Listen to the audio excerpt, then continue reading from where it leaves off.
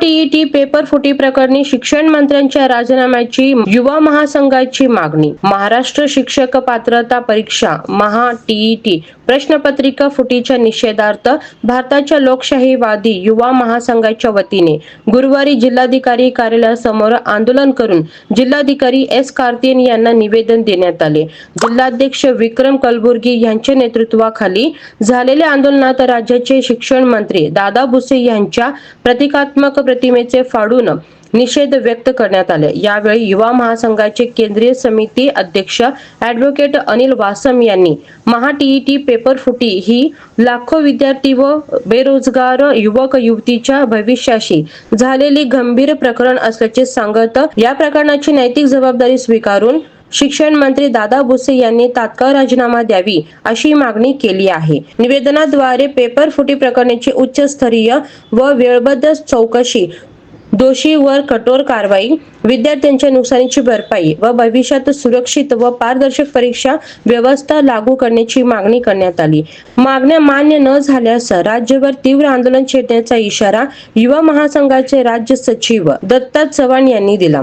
यावेळी जिल्हा कोषाध्यक्ष बालकृष्ण मल्याळ, विजय हरसुरे, अमित मंचले, अभिजित निखंबे, राधागोपाल बंडी, विलास कमलापुरे यांच्यासह युवा महासंघाचे कार्यकर्ते उपस्थित होते। भारत देशाचे घटनापती, भारतीय राज्यघटनेचे शिल्पकार डॉक्टर बाबासाहेब आंबेडकर यांनी आम्हाला शिका, संघटित व्हा आणि संघर्ष करा, अर्थातच या देशाला शिक्षणाचा मूलमंत्र त्यांनी दिला होता।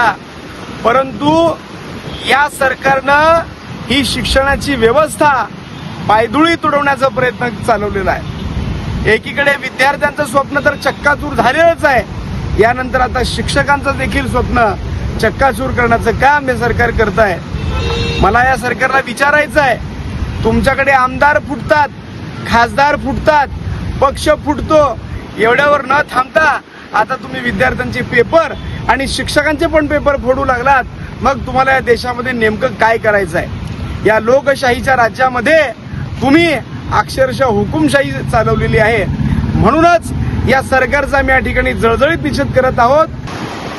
देशातल्या नीट पेपर फुटीनंतर ज्या पेपरनी डॉक्टरांचं स्वप्न होण्याचं भंग केलं, त्यानंतर महाराष्ट्रामध्ये शिक्षक पात्रता परीक्षा टीईटी हा सुद्धा पेपर दुसऱ्या दिवशी असताना 27 तारखेला पेपर फुटतो आणि महाराष्ट्रातल्या शिक्षकांचं स्वप्न उद्ध्वस्त करण्याचं काम इथली व्यवस्था करते। त्याच्यामुळे DYFI महाराष्ट्राने आज आणि काल 1 आणि 2 तारखेला संपूर्ण महाराष्ट्रभर डॉक्टर दादा भुसे यांनी तात्काळ राजीनामा जबाबदारी घेऊन राजीनामा द्यावा या मागणीसाठी सर्वत्र निवेदन देत आहेत। आज या ठिकाणी आम्ही कलेक्टर माध्यमातून मागणी केली की दादा भुसे यांनी नैतिक जबाबदारी घेऊन या टीईटी पेपरची राजीनामा द्यावा आणि इथली शिक्षण व्यवस्था बळकट करावी अशी मागणी या ठिकाणी केली।